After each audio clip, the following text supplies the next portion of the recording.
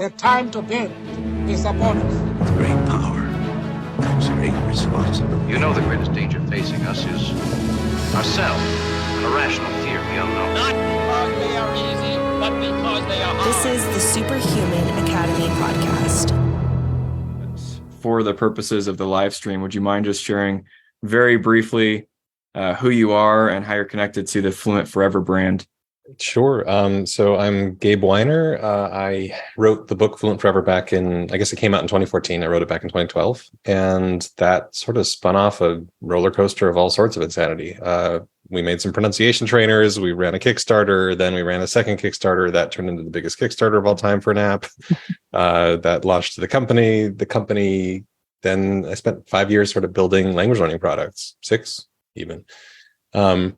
And yeah, that turned into a VC-backed startup that kind of exploded at its own thing, contracted a bit in the current economy, like all these things. At this point, I remain the founder, but our head of operations is currently the CEO. I am currently actually starting to work on writing a second edition of Fluent Forever. Oh, cool. Yeah. And that's kind of been the trajectory of my last, 11 years or so.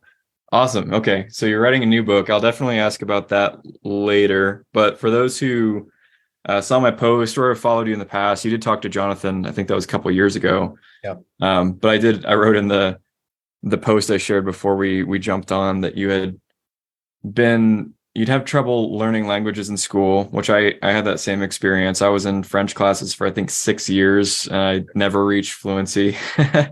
And it was a grind for sure. And you had a similar experience, and you came out not really learning too much of the languages, but then all of a sudden later it was like, I think you learned French in 14 weeks or something like that. Was it German? German was 14 weeks. That was through Middlebury's immersion programs. And that kind of set things off, because once when you're spinning your wheels in high school, you're just like, well, I guess I suck at this. And that's certainly where I came from, was just like that. Wow, I'm not good at this thing.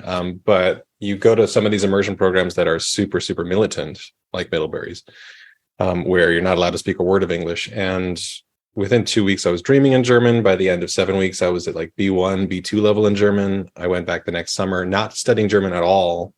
I didn't do it anytime in between the 2 years, in between the year of the academic year.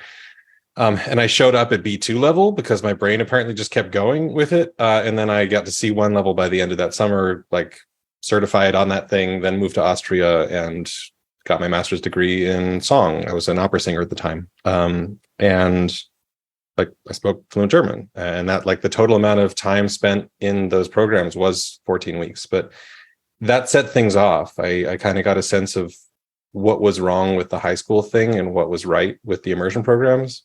And then I did another immersion in Italian, got to B1-ish, maybe B2, edge of B2 in Italian, and then built this method. And so French ultimately was about 5 months from start to finish, about 3 months of that on my own. And that was kind of the core of this is the birth of the Fluent Forever method, was me doing that thing on my own.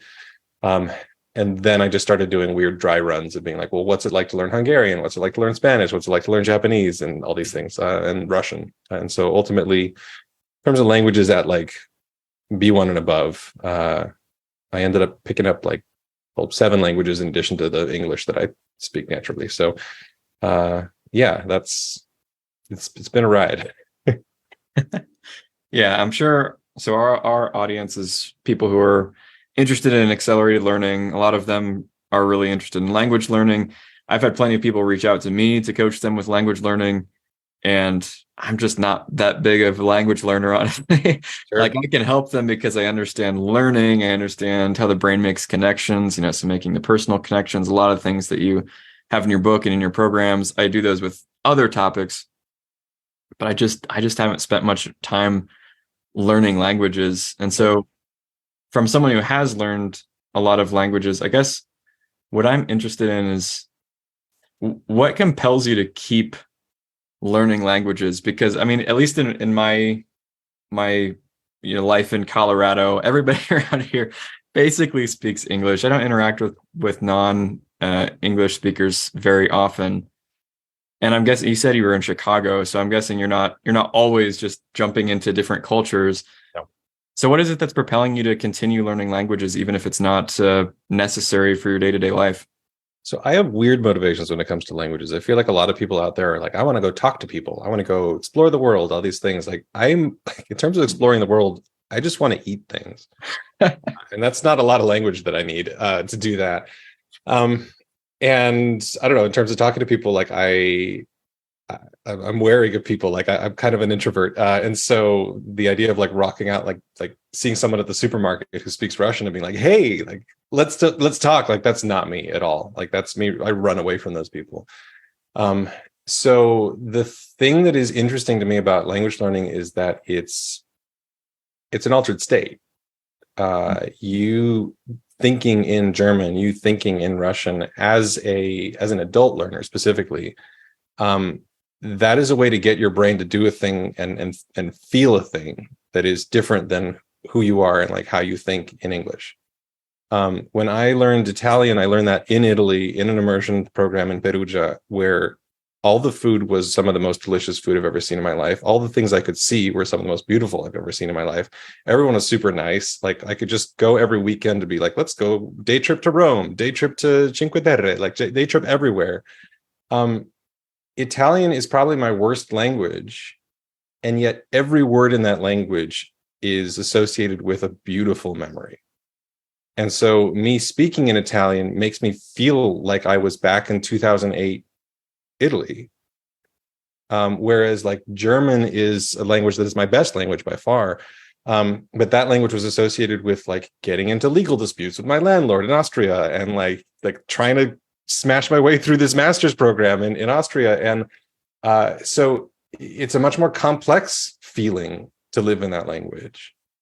And the idea that I could just by memorizing stuff, switch my brain into different places, like that's kind of neat and addictive. And so I think I started picking up languages less from a communication standpoint and more from what would it be like what's the world like when you have to think, by sticking the verb towards the beginning of the sentence? What's that feel like? What's it feel like when you're dealing with Hungarian where like everything is just like a chunk onto the end of words? Like how do I have to parse things in order to think in that way? And so I like altered states, and language learning is this like neat way to and weird niche way to access altered states. And so I think that's what kind of fueled it for a long time. It's also like just a really interesting problem to solve. And every new language is a kind of unique problem to solve in some ways. They all have these commonalities, but still, like trying to learn Japanese versus Hungarian versus Spanish, like those are wildly different things to mess around with in your brain.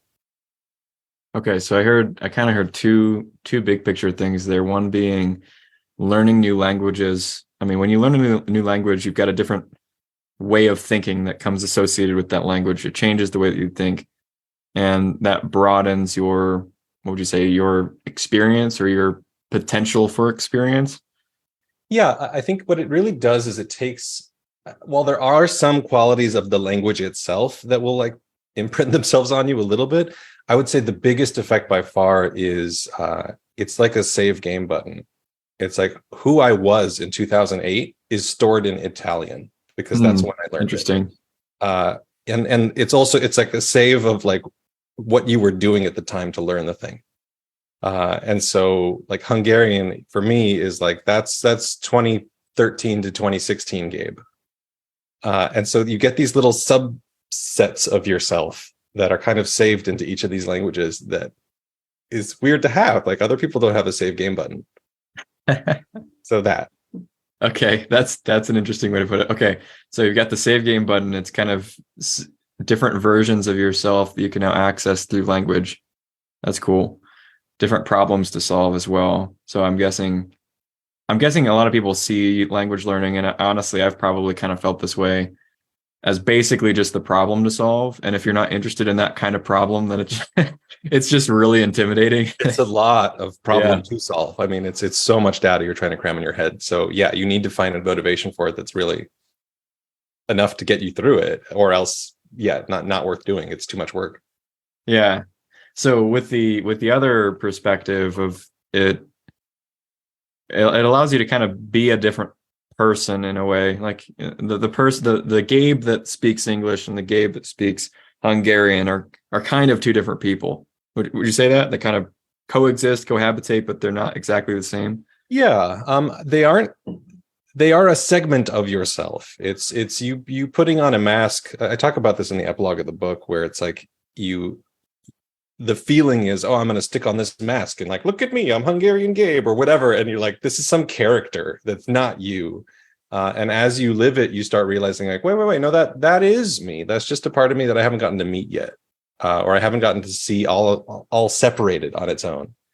So on some level, yeah, it's a different person, but another level, like, no, it's not. Like, it's all you. It's just you getting to see different sides of yourself. Do you think that language is unique in that way, that it allows you to access parts of yourself that you couldn't access any other way? Or do you think it's one of many mechanisms to do the same thing? I think it's one of a few mechanisms to do the same thing. I think it's pretty unique in the sense that you are altering how you think, which you don't get to do in other ways. Like in terms of just, I'm going to live in a new thought process. Like that's hard to do with I don't even know what. Like I read a cool book. Like that's not the same. Yeah. What would be some of the other ones? Like how would you see that? I mean, I think people try to access that via psychedelics. I think, but also it's not a sustained state. Right. Yeah. I think people try to access that by things like, marathon running, stuff like that, where you're like, I'm going to just live in a flow state for the next 5 hours. Mm-hmm. I think that's why I think sometimes people look for long time exercise as a kind of mode for that. I think some people do like go to the gym for that thing. They push themselves really, really hard, and they're like, this is what that's for.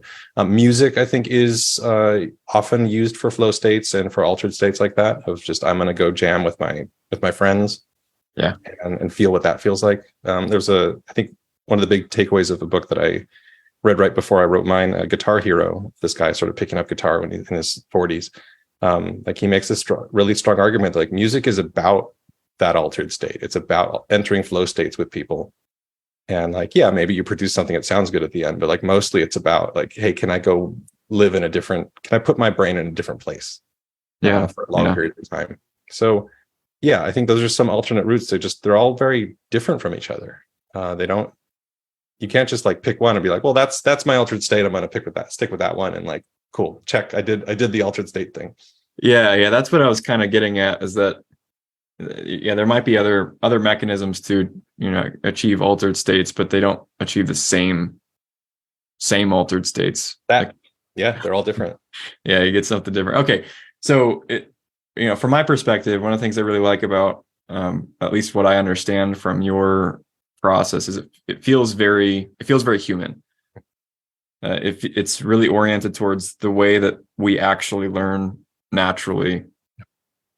So I want to ask you kind of what I see as my personal selfish big question for this whole podcast, this whole series, which is I want to understand what it means to be human from different people's perspectives. And we can throw the word super in there too, if you want. What does it mean to be superhuman? But I also just want to explore to you as a language learning expert, what does it mean to be human? How has that shaped the way that you answer that question? How has language learning shaped the answer to what does it mean to be human, or the other way around? That one. Yeah. The second one. The first one. Language learning has given me a deep-seated understanding of how learning works. As you mentioned, like it seemed like a lot of my method is just revolves around how humans think and how we remember things. And like I feel that really strongly, that language learning is not special. There's not a lot of difference between I need to memorize this book, I need to memorize these math equations, I need to memorize how physics works, like whatever. I need to memorize these 200 names of kids in my classroom that I'm teaching now. And like, oh my God, how do I do that?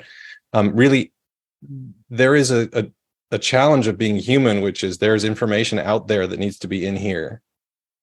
What do I do about that thing?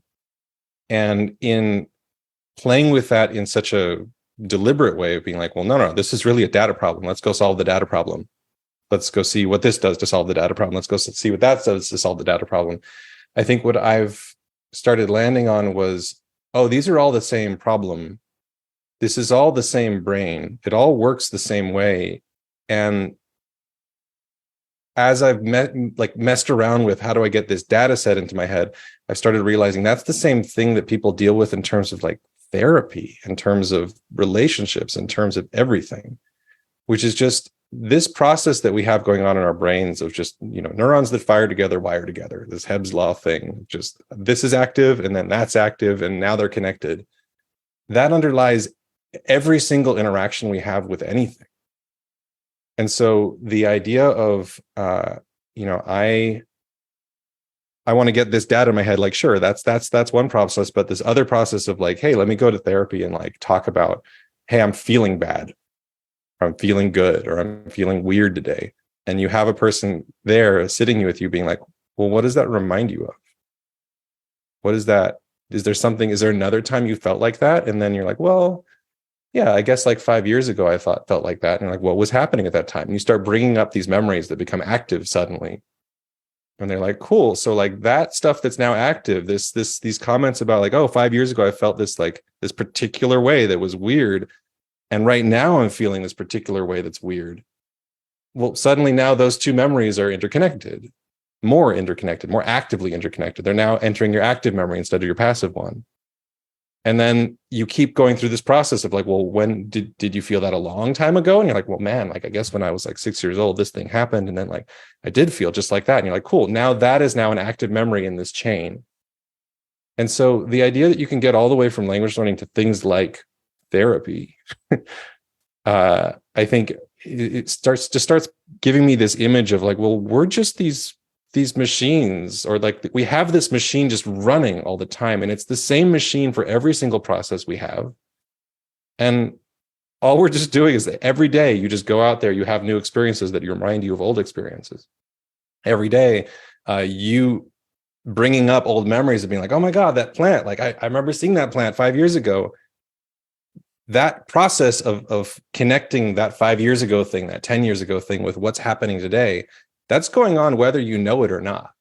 That's going on all the time. That is who you are. That's defining who you are. And being able to actually like see it and be like, oh, well, there's a memory. I just formed a new memory. I just formed a stronger memory. I just built a new connection between this cool restaurant I just saw yesterday in St. Louis or something, and that thing that happened 10 years ago with me. That's now a new part of who I am. Like it's a weird perspective to have on the world. But I don't know. I feel like I get to see what's kind of going on underneath the surface for me and for everyone else around me. And language learning has really opened that up of being like, no, if I really get into the weeds on this and understand how it works, like that informs everything I do in my life and everything I see. Yeah, we have a favorite phrase in the super learners world, is that everything you learn helps you to learn other things. Yeah, it's one way to say it. And I think what you said really shines a light on what learning is. Like, one way that I like to explain it is that learning is just connecting new things to old things. Yep. And so when people struggle to learn, and I mean, I can see this in my own past when I was struggling, I was taking something new and I was just trying to somehow, I was almost trying to like keep it without attaching it to anything. It's like hold on to it without any sort of rope, without any sort of anchor. Like by force of will, I'm going to keep it in that spot and not let it leave. Sure. But then of course it would just, as soon as I'd look a different direction, it would float away. It's like, wait, where'd it go? Well, it wasn't anchored to anything. There was no rope connecting it. And so of course it's going to float away. So you've seen that same thing to be the case with language learning. It's connecting new things to old things.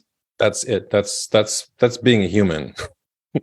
That's just existing. The idea that that's also learning is, yeah, that's true. But like that's just trying to get to the grocery store, is connecting new things to old things.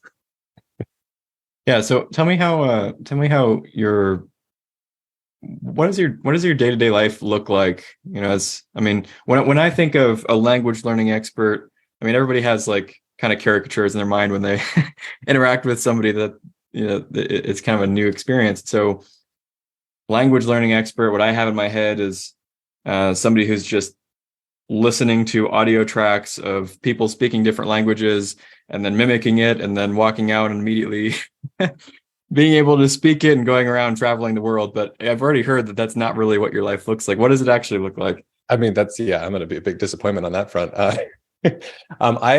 I would say actually an important distinction here is that I have seen language enthusiasts out there, and I am not one of them. Okay. I've seen people who spend 5, 6, 7 hours a day doing exactly what you're talking about and trying to, like, they've picked up 8 or 9 languages and they're maintaining all of them and they're improving all of them, and they have like a rotation where they're like, oh, today's Arabic day, I'm going to do reading in Arabic, but I'm going to do listening in Spanish, and I'm going to just do all this stuff. I've seen that. I don't have that enthusiasm or that kind of passion for the subject. The passion I have for language learning has to do with problem solving and really inventing new solutions to problems. That's what fires me up. If I've figured out a new thing, then I'm going to be just doing it all the time for like a good week or two while I'm like really, really excited about it. Sometimes I can go for months just being obsessed with a thing. When I figured out that like VR is a way to incorporate mnemonics into language learning for the first time, like real like location-based mnemonics, as I'm sure that you've covered a million times on Superhuman. I ran with that for like 8 months. Twice a week I was in VR, like building location-based mnemonics for language learning. I was obsessed with the thing. When I figured out like places that I could insert ChatGPT into my language learning in the last like month or two, like that suddenly is like that doubled the amount of language learning time I put in. Yeah, because I had a new thing to play with. Like it was a new toy to play with. But I like toys. I like messing with new things. More than I like the grind, which is necessary. Like you need to have the grind. But I struggle with the grind, frankly. And I try to, a lot of my like tool creation stuff is around like, okay, well, I struggle with the grind like everyone does. How do I get around that? Are there ways to, tool my way out of that? So I would say my, like what I try to maintain, frankly, is not a lot, is 15 minutes a day playing with flashcards. What I lately have been doing is when I mess up on those flashcards, I then have a second stage of, hey, these 10 flashcards I messed up on, let me take them to ChatGPT and see what I can do. Let me invent some new sentences based on the words I couldn't remember, things like that. Once a week, I go to a tutor and we chat through all the stuff I did with ChatGPT, and then they push all that stuff into my flashcards. But there's kind of a virtuous circle of like, okay, I did this flashcard grind thing. The grind produced certain output that I needed to build up more. I built that up more on my own with ChatGPT, and then I chatted about it with a native speaker to build it up even more, and then insert it back into my flashcards so that I can go mess up some more stuff next week and get new content that I can go dump back into that system. So like that's all my language learning. It's probably an average like 20 minutes a day. Yeah.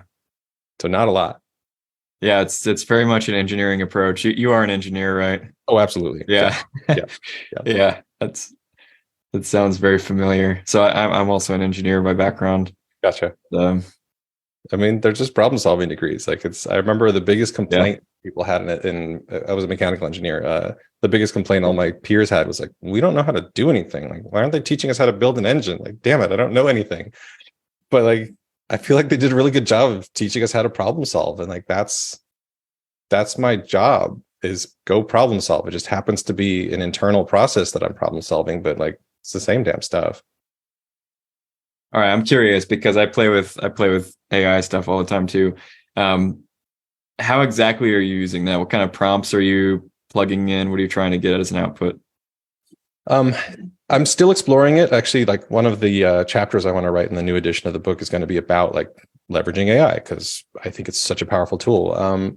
What I've been doing lately is I will use it to check my work. And so I'll say like, hey, I messed up this word for whatever, Apple. Like, can I use Apple like this? Is that okay? And then it'll be like, well, just about, like, let's fix this and this about in the sentence that you just did. And so its ability to correct stuff that I'm trying to build, that's pretty good. So I'll ask it, hey, I wrote this. Can you help me correct that? That's one of my prompts. One of my other prompts is hey, I saw this sentence, I messed it up, and I think it has to do with grammar. So like, can you explain what's going on in this sentence? Or specifically, can you explain what this word is doing in the sentence? That one's pretty good. It will sometimes bring up articles and stuff being like, hey, this is what's actually happening. So helping me with grammar, I would say, is a big piece. Can you explain why this word is this way, or what this word is doing in a sentence? Usage. So like, hey, I want to use this word, will. Can you explain how that's used? Like, give me some example sentences of how it's used. And then I can sort of tune it and be like, can you give me simpler example sentences of how that's used? Like, this is a little too much, and like it'll tune itself.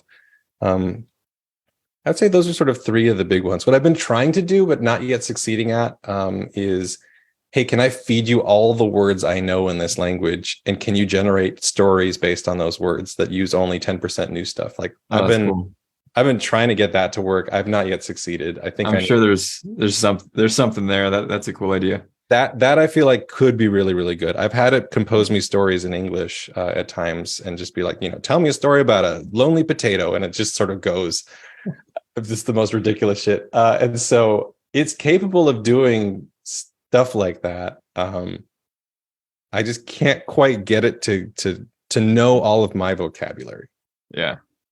So that's where I'm struggling a little bit. I think also I'm struggling because it's in Japanese. And so two chunks of that. One is that the large language learning models for Japanese are going to be worse than English, period. Japanese tends to be one of the worst languages for really anything on the internet in terms of the commonly learned languages. And then I think secondarily, I think if this were something like French or Spanish where I can read it phonetically, the fact that it's not doing a great job of only sticking to my vocabulary wouldn't be so bad, because I could still read it. I could still sound it out. But Japanese doesn't let you do that. And so as soon as you get off track in terms of the vocab, you're screwed. And so I want that thing to work. I think I can make it work eventually. I think I need ChatGPT 4, and I just haven't paid for it. So, oh man, you're still using 3.5? I'm still using 3, yeah, or 3.5, yeah. Got it. Yeah, you should try to upgrade. I've definitely noticed the difference between the two. Okay. Give it a shot. I'd be really curious what you come up with there. It seems like you're on a good track. Yeah. So I did have one of our audience members posted a question. I'm kind of curious about this too. Undra asked how to improve mental energy. And I guess I'll modify the question a little bit. I know for me, with language learning, I did find it very exhausting, more than most learning pursuits that I've taken on. Mm-hmm. And so I think you partially answered this question already. You already said that you don't just grind all the time. so that's good. But yeah, how do you keep the mental energy up? How do you avoid the grind as much as possible and still get the benefits? The tactics I've found so far are the motivation thing that we deal with any particular task, especially a repetitive task, is that like you're going to have good days and bad days. And if one bad day knocks you off track so that you never come back to it, it's over. Language learning is over. Language learning will never be a thing that you will do over a 3-week period of forcing yourself. And so you need to be able to deal with bad days. Yeah. And so to that end, you basically need to figure out like low activation energy things to do that just get you in there. And so what I try to do is, maybe today I have a flu, whatever. I can't handle memorizing 300 flashcards, but like, can I do one? Can I literally open up my phone and do one stupid flashcard? Can I just do that? Can I get myself to do that one tiny thing? Like that's a 10-second thing. Can I just tell myself 10 seconds is good enough? And so having that as the bar, I think is essential. Just get in there, do one. And so that's sort of been one tactic. Tactic 2 is trying to make sure that central process, because flashcards for me are kind of the whole thing. You're talking about a data entry thing for your head. The best tool we have is testing and spaced repetition. Like that's it. And so you need to make that activity the easiest to do and the most effective. If you do that, you win, as long as you can keep doing it. So you need to have those flashcards. You need to have those flashcards be an experience of success. The idea of trying to grind out a bunch of things that you're not familiar with, that are kind of boring, that you're like, I don't even know what the hell this flashcard is, but I guess I need to say whether I got it right or wrong. Like, that's a mess. You will not succeed at that. Or you, like, some people will if they're like super driven, but I certainly won't. And so having flashcards that aren't just flashcards, but rather are have pictures all over them, ideally pictures that you have chosen, ideally pictures that you have drawn or like taken photos of in your own home. Like, that's what you want, imagery with every single flashcard you do. That's going to make it much easier to go for, to actually like stick with, because they're like interesting. You're like, oh my God, I remember drawing that. Oh my God, I remember taking that picture. Like that starts making it be more exciting to actually look at your flashcards. Secondarily, ideally, you want that content to be your content. The idea of, I downloaded some deck that told me what the good words are in this language. Jesus Christ. I mean, no. Yeah. That's awful. But the idea, it's the worst. Like, it did not work at all. It hurts. But the idea of flashcards that are literally about like the fun weekend you had last week. That's like, I want to be able to say that. I know that's relevant to me because it literally is my life. And so a lot of what I've been building over the last couple of years has been, well, how can I make it easier and easier for people to write sentences about themselves and put that in their flashcards, so that everything you look at reminds you of a fun memory or a difficult memory or a sad memory or a happy memory? Like, how do you have things that take you through, an emotional roller coaster of your life that happen to be in another language? And so that's been an essential thing. And I would say the last piece has to do with accuracy. If your review sessions, and this is what I'm running into right now with Japanese, it is driving me. It's why I'm actually moving to ChatGPT. Is that if your accuracy while you're doing your flashcards is about 95%, doing flashcards is fun. I mean, it's great. You're sitting there being like, oh, I know that. I knew that. I don't even remember I knew that, but I know that. Like, it's just this intense experience of success over and over again that gives you mental energy. You aren't spending it. But when your accuracy is about 70 to 80%, suddenly you feel stupid. And every flashcard you look at, you're like, there's a 1 in 4 chance that I'm going to be like, damn it, I don't even remember this. I don't even remember that. Like, man, I suck at this. And my Japanese accuracy has been dropping because I'm doing it so little, because I'm only doing it like 15 minutes a day. And so it has been at this kind of 70% level. And so I've been trying to say, okay, well, what do I do to bring this back up? And so to that end, what I've been trying to do is, if I make a mistake on something, I know I'm likely to make a mistake later. Like, that's something that is not memorized well enough. And so what happens if I build a new sentence based on that error? So that now I have 2 flashcards reinforcing the same difficult thing.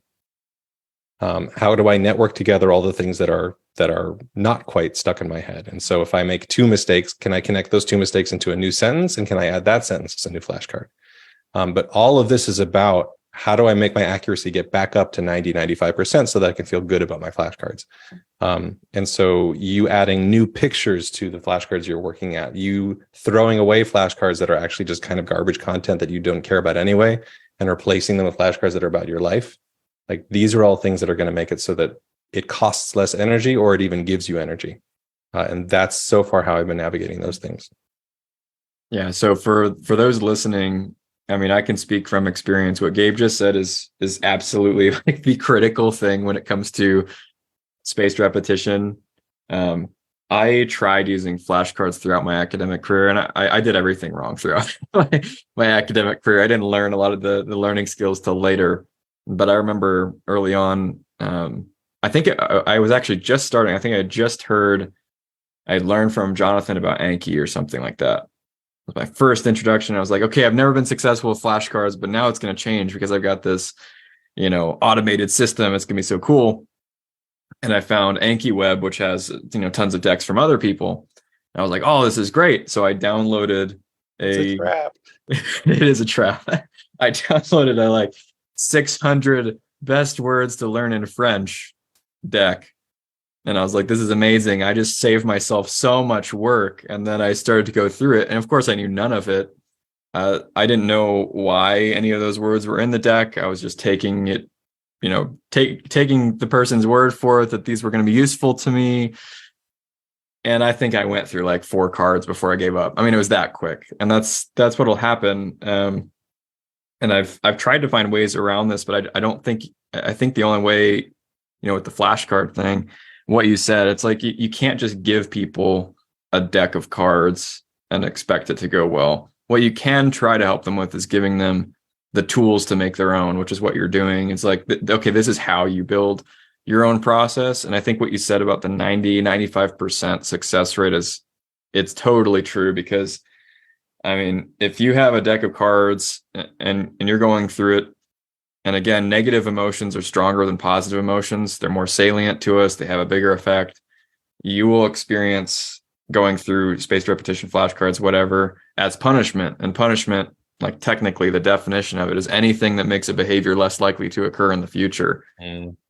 And so that you just make it less and less likely. You make it less likely that you're going to review it the next day, and less likely that you're going to review it the next day. And eventually that just trends to zero. Yep. That's the only place where that ends. That's what you were saying. It's like, you're never going to make progress that way. You might start, you're always going to trend to zero.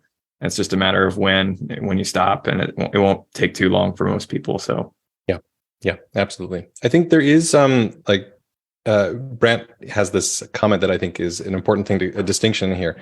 In my book, I do talk about using these top word lists, and this idea of like, hey, what are the most common words? And that is still valuable. That's essential, actually, is that like you're going to use words like mother in a language about like 55 times more often than niece.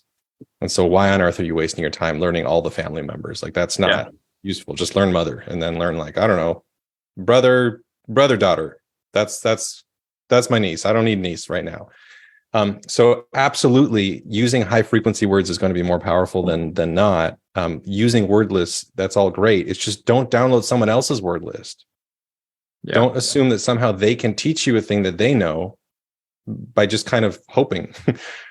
Take the word list and then make something personal with it. If you're going to learn mother, well, talk about your mother. Like, what about her? Like, write a sentence about that thing.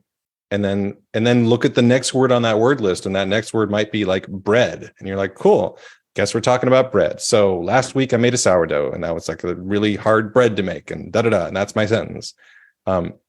Personalization is a tool to make things memorable. Word frequency lists are a separate tool based on the fact that like languages are built on high frequency words, low frequency words. Like, go use all the tools. Don't just sort of separate them and say, I'm going to learn either word lists from someone else, or I'm going to learn personal stuff and about all sorts of random crap that isn't common. Like, no, learn really common stuff in a personal way. Yeah, exactly. Yeah, you're going to have to, like, I could have downloaded that 600 word, which that's too many to download off the bat anyway. But I could have taken that and I could have then personalized it. But what I've found with doing that, I end up doing just as much work trying to take someone else's deck and convert it into my own, as if I had just started from scratch. So I think what I would probably do is I would get the word list, but then, I'd create my own cards based on it instead of downloading someone else's stack. Yep, that's the right call.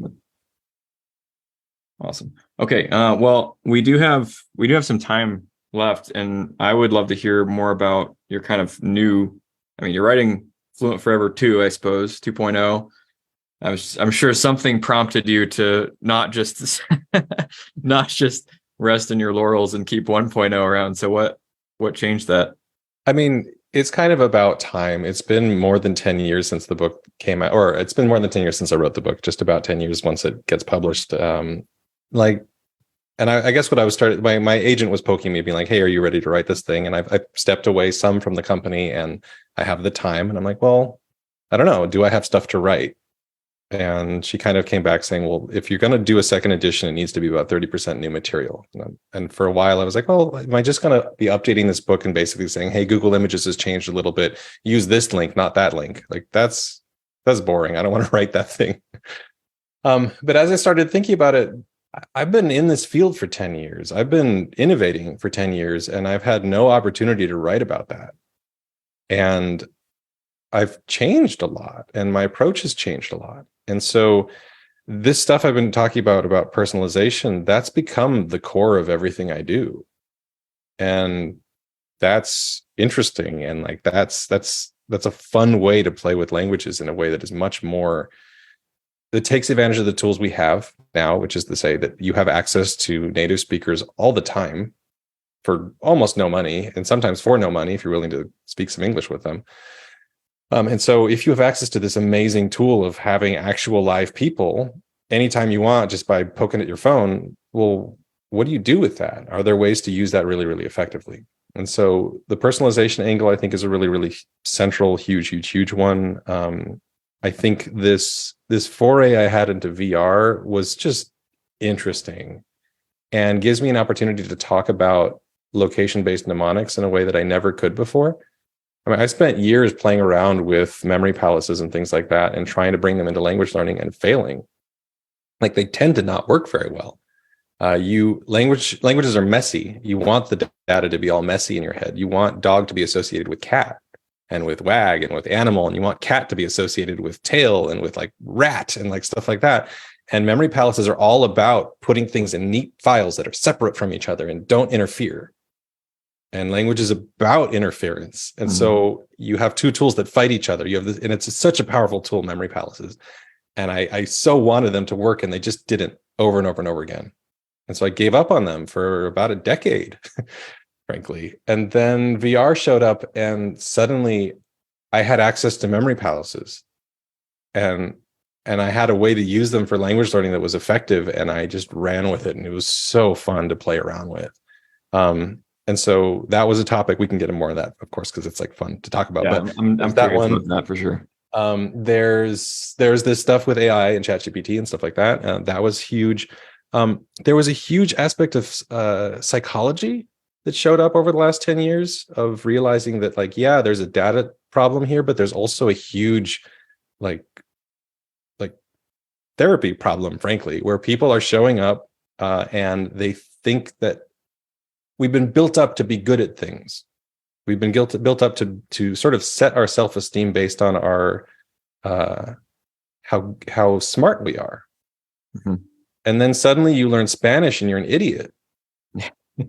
and you've the idea of like, okay, yeah, we can cram a bunch of words in your head, we can cram a bunch of grammar in your head, but like, you're still not so smart anymore. And for much of your journey here, you're just going to be kind of stupid. And so when you see the Spanish speaker at your local grocery store, and part of you is like, oh, well, I could just talk to them. I know how to say things. And a much bigger part of you is just like, no, you're an idiot. Like, you're going to make a fool of yourself, like all this stuff. And it shuts you down, and realizing that that's a huge part of the language learning problem. And how do you navigate that thing? And so we started building these like boot camps and stuff that involved like psychology of being like let's bring someone up on stage, let's have them be an idiot, which is to say not a native speaker, and then let's start talking to them about it. Like, well, what did that feel like? And usually what they'll come back with, like, this was like let's say 9 times out of 10, there was 1 out of 10 that would suddenly have a completely different reaction, be like, I felt awesome, this was so cool, I got to practice my Spanish, and I got to like make a mistake and then like correct it live. Like, this is so cool. But 9 out of 10 people, they're like, I felt so stupid. I was in front of 50 people in a masterclass, and I just couldn't say the next word, and I got stuck and I froze. And you start poking at it, and you're like, why did you think that you shouldn't freeze? And like, well, I mean, you're supposed to be smart. And I'm like, how long have you been learning Spanish? They're like, oh, a month. And I'm like, would you expect that of anyone else? That a month into Spanish, they would never freeze, that they would know every word in the language? They're like, well, of course not. I'm like, how do you have some compassion for yourself that when you learn new skills, you aren't an expert at them? How can you get to the place where all of us in this room are not good at everything? How can you get to the place where you realize that like part of learning a thing is being not good at a thing for some time, and that this is the only way you're going to get better at that thing is by trying out being not good at that thing? And so if you saw someone else who was doing this, would you not be proud of them? Would you not be cheering them on, being like, hey, like, look at this person being so courageous and exercising courage in front of this group? And as you start poking at that, there are actually alternate stories that you can tell yourself, and people can flip that pretty quickly. This isn't like, hey, let's go to therapy for 10 years and maybe you'll be able to speak Spanish. This is like, no, let's just have some chats a little bit. And suddenly people start feeling more courageous and are like, wait, maybe I will just risk saying hola to the person at the grocery store and having them say a thing and maybe like, oh, sorry, I don't know any of the words. And so that component ends up being this huge, huge aspect and a thing that you can kind of hack around. So I would say those are kind of the big four that popped up. There's a bunch of little small things and stuff, but those four popped up as like, wait, these are important. I need to talk about this stuff. And that's easily 30% more of a book. And so I guess let's do a version 2. Like, let's do edition 2 and write about all that fun stuff that I've been playing with for 10 years, but not talking about. Yeah. When I started learning coaching, I thought this is a very engineering way to think. I was thinking, people are going to come to me because they want to understand like the problem solving, like the tactics, the skills, the tweaks, the hacks. Yeah. And they did, and they'd ask questions about that. But then we would talk through strategies, like, okay, great, we've got a strategy. And then we come back next week and it'd be like, how'd it go? And they'd be like, oh, I didn't actually end up trying it. And for a while that really stumped me. I'm like, this is so weird. Like, we figured out this amazing, at least experiment to try, and they wouldn't even do it. And it was because so much of learning is just being willing to make mistakes and be excited that's a learning opportunity. That I just found something, an area where I can get better. That's cool. Instead of seeing it as like, oh, I'm stupid, I'm a failure, I'm bad at this. And if you can't make that little mental switch, it doesn't matter how many tactics you have, you're not going to use any of them. So yeah, I really appreciate that you said that. I think that would be a fantastic addition, especially with language learning. I think that's where, I know for me personally, as far as learning goes, I think that's one of the areas where I've got the most baggage, which is why I've avoided it a lot over the years. So just kind of, we'll put language learning in the corner. I don't want to go back to those traumatic experiences of sitting in class, being called on, and just feeling like a deer in the headlights, having no idea what I'm doing. Language is the armor that we have. Like, the modern world is built around intelligence as this asset that makes you better or worse than other people. That's messed up. It shouldn't be that way, but that is what we live in. And language strips that from you. I mean, all of the armor you build around, like, no, I'm worthy. I deserve attention. Like, all that stuff is all built in your native language. Yeah. And the moment you step out of it, you're suddenly like, I have nothing. I am naked in front of these people, in a way that I think is more exposing than like actual nakedness. Like, it is really exposing. And trying to deal with that, I think it's a really special problem to play with, because it is so directed at that one thing that makes you feel good about yourself. And it's like, hey, that one thing, take that away. Who are you? Can you be okay standing in front of people without that armor? Like, it's hard to jump straight to it with other tools. Like, even if you're like, hey, let's go do improv, stuff like that, which is super scary, or like, let's do karaoke, like whatever. Language is one of the most exposing things you can ever play with. And if you narrow in on it and say, cool, this is a laboratory for exposure. We're going to go play with the feeling of exposure and see if we can reframe it. Then it can be really powerful. And if you aren't aware that that's happening, then you can just get screwed right from the start and just be like, I'm just too scared. I can't do this. And you'll tell yourself other stories of being like, I just don't have time. Yeah. Exactly. What's actually happening is you are just too scared because there is a thing there that is legitimately scaring you for all the right reasons. Like, but if you're not aware of it, then you don't know what's happening. And it's just too much. This is too much work. I don't have the motivation, whatever. I guess I'm not good at this. Yeah, I don't have time is always it's the excuse you use when you don't want to acknowledge what's truly going on. Yep. All right. Well, I do want to also poke at the VR thing, because sure, I've used memory palaces a ton for all sorts of different things. I've seen people build memory palaces with VR. I've never done it myself. So I'm curious, like, what tools did you use? How did you get into it? How can other people try that out for themselves? So the things you need access to a native speaker, and you need a world building game, a place where you can just construct stuff. If that's Minecraft, so be it. What I was using was Neos, which is basically VR chat for furries, and lets you build anything you want, and lets you import anything you want. And so what I started doing is I kind of built a world that had landmarks, but was kind of generic. I was just like, I'm gonna stick a house there, I'm gonna stick a plane over there, I'm gonna stick some trees over there, here's the forest, like whatever.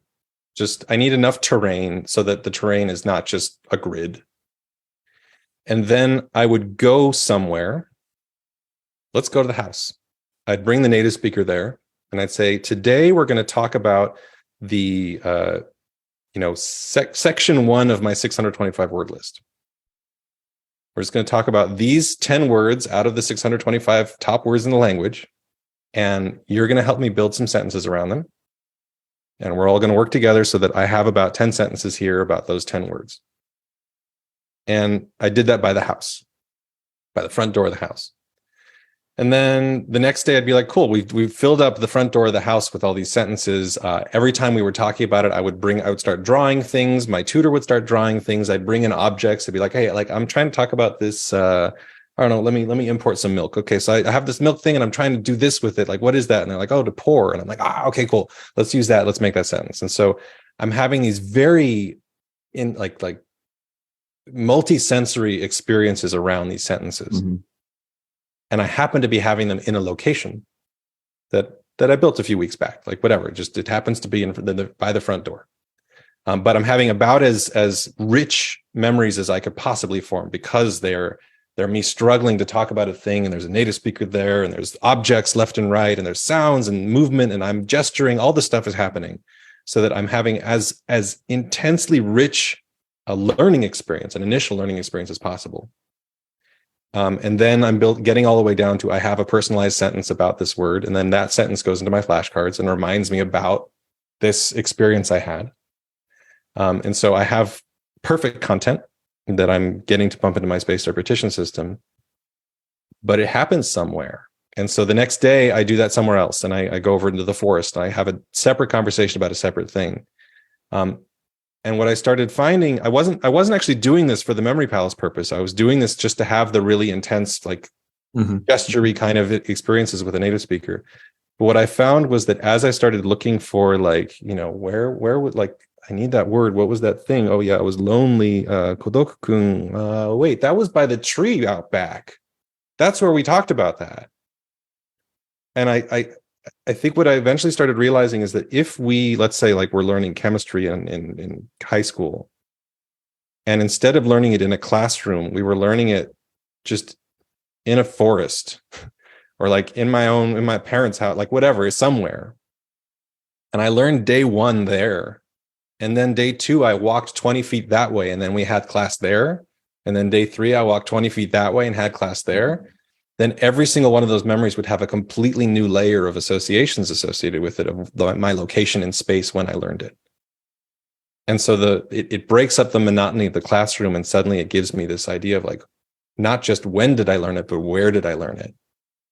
That is so powerful, and just it makes every single word mapped literally to a location that is no longer about a filing system. It's no longer about how do I separate dog from cat or anything like that. It's just every word happens to have a location. It just happened that way. I was having natural conversations about normal stuff, and on top of it, there's this other layer of locations.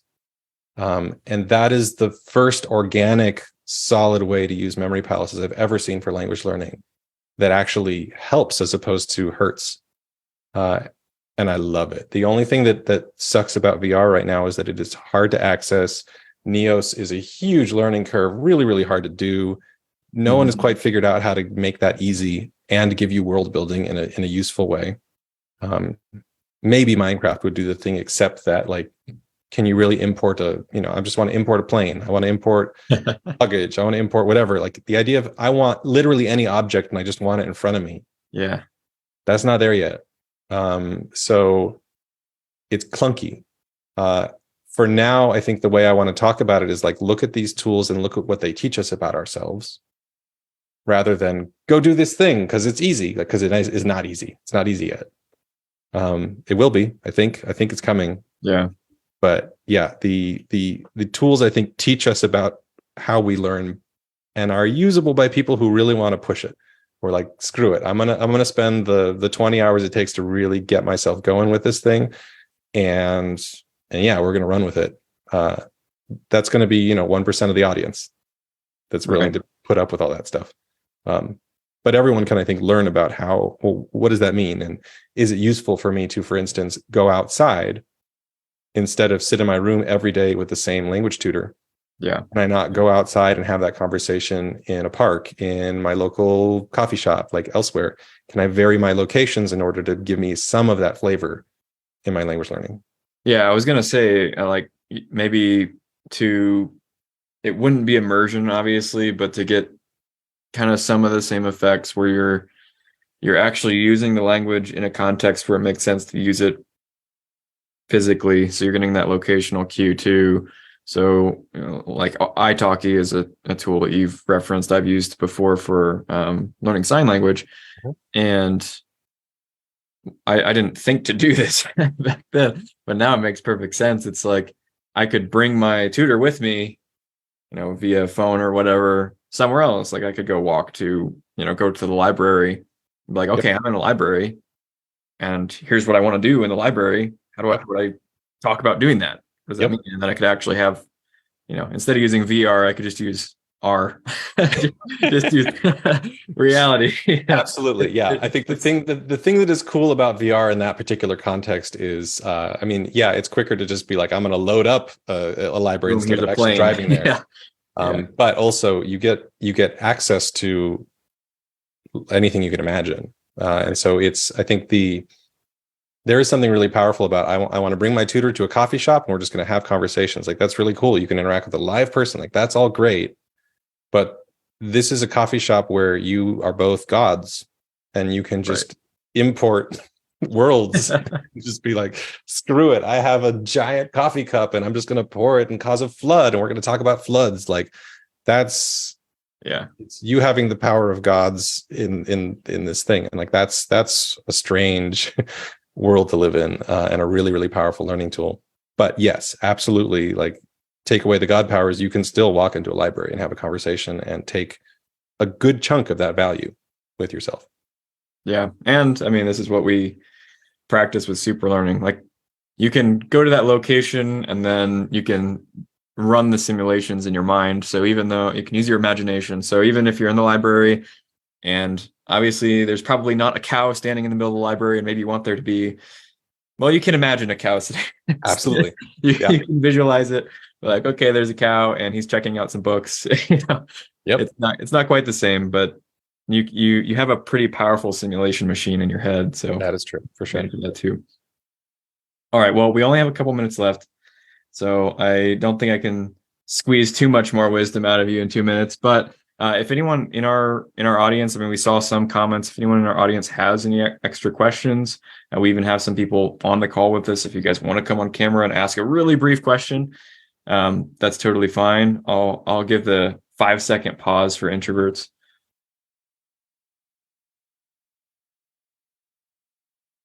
Okay, I didn't see anything pop up, so I'm going to take that as a no hands raised.